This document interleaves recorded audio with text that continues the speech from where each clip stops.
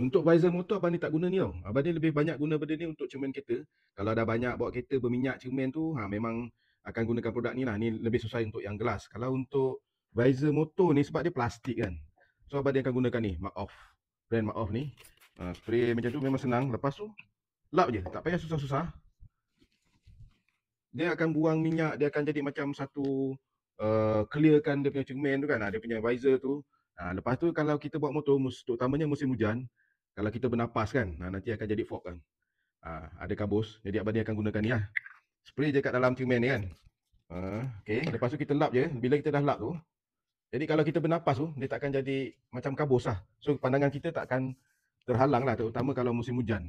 Tu penting tu kalau naik motor ada visor macam ni kan. Dan kalau nak guna coating pun boleh.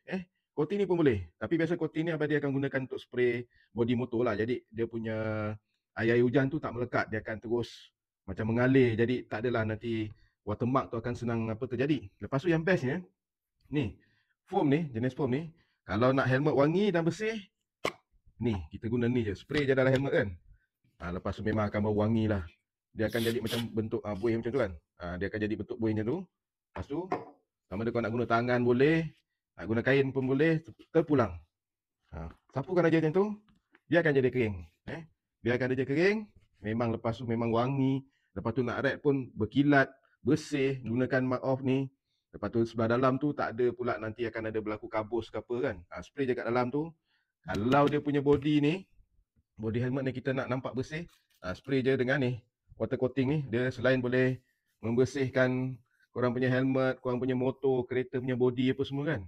Dia jadi water coating, jadi kalau hujan tu dia tak melekat.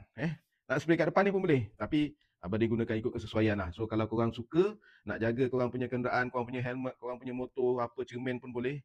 Ni antara produk yang abang dia gunakan lah. Yang ni lebih kepada kereta lah, untuk hilangkan minyak dekat cermin. So guys, boleh dapatkan dekat Beg Koneng. Terbaik.